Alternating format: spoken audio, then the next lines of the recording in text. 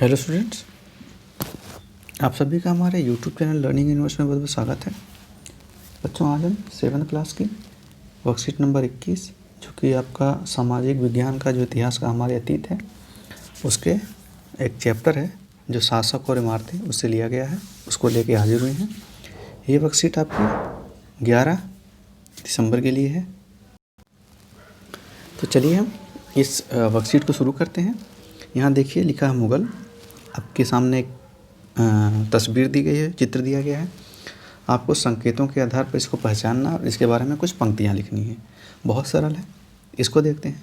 यह दिल्ली में अवस्थित है। शाहजहाँ ने इसे बनवाया था और प्रत्येक वर्ष जो हमारे देश के प्रधानमंत्री हैं यहीं से भाषण देते हैं। तो आपको पता क्या है ये कौन सी इमारत है? ये लाल किला है। तो इस पर कुछ पंक्तियाँ लिखते हैं, आप अपनी किताब पढ़िएगा, उसमें लिखा गया है। जैसे मैं बता देता हूँ कि क्या है। यह लाल किला है।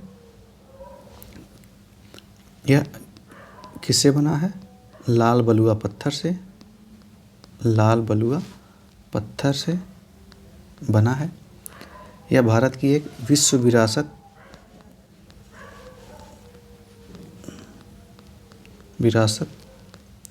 सूची में शामिल स्थल है।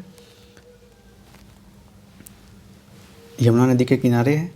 ऐसे ही और भी आपकी किताब में आप देखेंगे जिसके बारे में कई सारे, इसके अंदर कौन कौन सी इमारतें हैं, क्या क्या इसकी खासियत है, इसको आप जान पाएंगे। उसे आप अपनी नोटबुक में लिख के रखें। अब आगे देखते हैं कि मुग़लों की पारिवारिक विरासत क्या थी। तो जैसा आपको पता है मुग़ल वंश का जो संस्थापक था वो था जहीरुद्दीन मोहम्मद बाबर। बाबर जिसका पूरा नाम क्या था? जहीरुद्दीन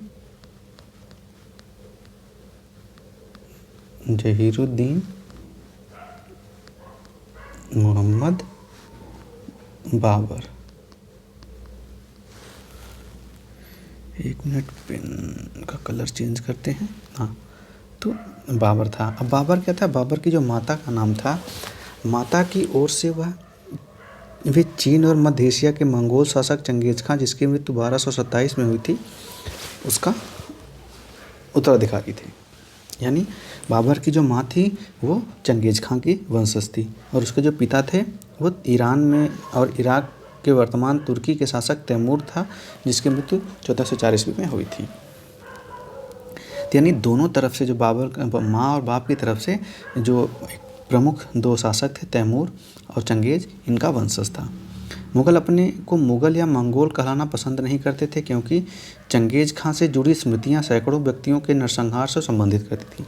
आपको पता है चंगेज़ खां इसने बहुत ज़्यादा नरसंहार किया था ईरान में लेके, और बहुत ज़्यादा लोगों का कत्लेआम किया था। तो इस कारण से चंगेज़ खां को अपना उत्तराधिकारी बनाने में ये संकोच करते थे। यही स्मृतियाँ मुग़लों के प्रतियोगी उज़्बेकों से भी संबंधित थी। मुग़ल तैमूर के वंशज होने पर गर्व का अनुभव करते थे, क्योंकि उसने इन महान पूर्वजों ने 1398 में दिल्ली पर कब्जा किया था। वो क्यों ऐसा कहते थे? क्योंकि 1398 में तैमूर ने दिल्ली पर आक्रमण करके कब्जा कर लिया था, तो इसलिए ये गर्व महसूस करते थे और इसी कारण से मुग़ल जो अपने आप को तैमूर का वंशज कहते थे। अब ये भी जान लें कि माता और पिता, तो बाबर की माता का नाम था कुतुब निगार खानम और पिता का नाम था उमर शेख मिर्ज़ा। क्या था? उमर शेख मिर्ज़ा।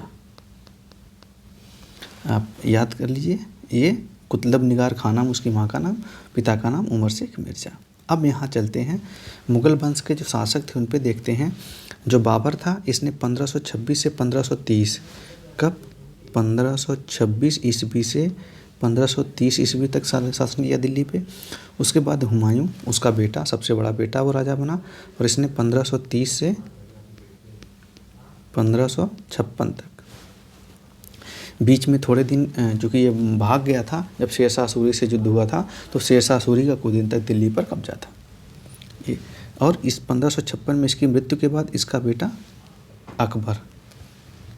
अकबर का पूरा नाम था जलालुद्दीन मोहम्मद अकबर, जो कि 1556 से 1605 ईस्वी तक शासक किया इसने दिल्ली पर पूरे, और जो मुग़ल साम्राज्य था उसका विस्तार किया।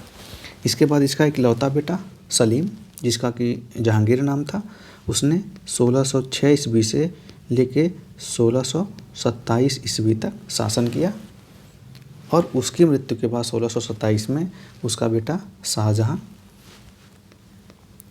1627 से लेके 1658 तक ईस्वी तक इसने क्या किया, शासन किया मुग़ल साम्राज्य के शासक के रूप में। और सबसे बाद में शाहजहां के चूँकि 4 बेटे थे और औरंगज़ेब ने अपने बाकी भाइयों की हत्या करके युद्ध में शासक बना। कब? 1658 से लेके 1707 ईस्वी तक। इसके बाद औरंगज़ेब के बाद इसके जो वंशज थे वो काफ़ी कमज़ोर निकले और धीरे धीरे मुग़ल शासन का पतन हो गया और भारत पे फिर अंग्रेज़ों का कब्जा हो गया।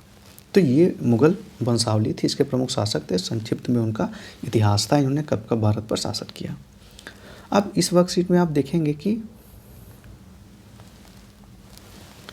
आपके सामने कुछ चित्र दिए गए हैं और क्या करना है कि अध्यापक परिजनों की सहायता से उपरोक्त चित्रों की पहचान कीजिए। इन स्मारकों के संदर्भ में अन्य जानकारी प्राप्त कर लिखिए। तो प्यारे बच्चों, अब देखिए ये जो इस इमारतें हैं आपकी जो किताब है उसमें हैं।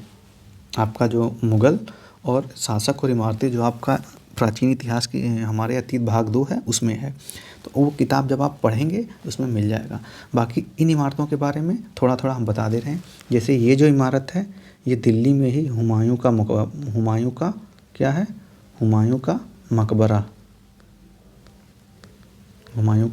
मकबरा है ये। और इसे हुमायूं की विधवा बेगम गाजी बेगम ने बनवाया था। इस पे बहुत सुंदर है, यहाँ पे कई सारे और हुमायूं का जो समाधि के अलावा और भी मज़ारे हैं। ये यहाँ पे नहर है, काफ़ी मतलब ये मुग़ल शैली जो है उसमें बना हुआ है। ये जो दूसरी इमारत है ये आप देखेंगे कि शाहजहां ने जब शाहजहानाबाद बनाया था दिल्ली में, तो उसी में उसने एक बनवाई थी क्या, जामा मस्जिद।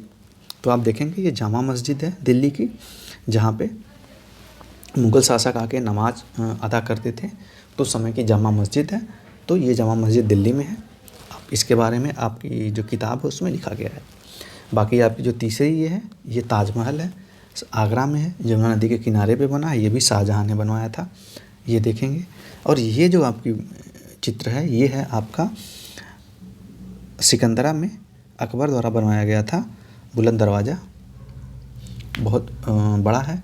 और इसके बारे में देखेंगे, इसके बारे में भी आपकी किताब में है, तो वहाँ से आप देख के लिखिए कि ये बुलंद दरवाज़ा बना है, किसने बनवाया था और कहाँ बना है, समझ गए कि नहीं। तो ये चारों चित्र हैं, इनके बारे में हमने चित्र बता दिया और इसके बारे में आप खोज के कुछ ना कुछ पंक्तियाँ लिखिए और जानकारी प्राप्त करिए।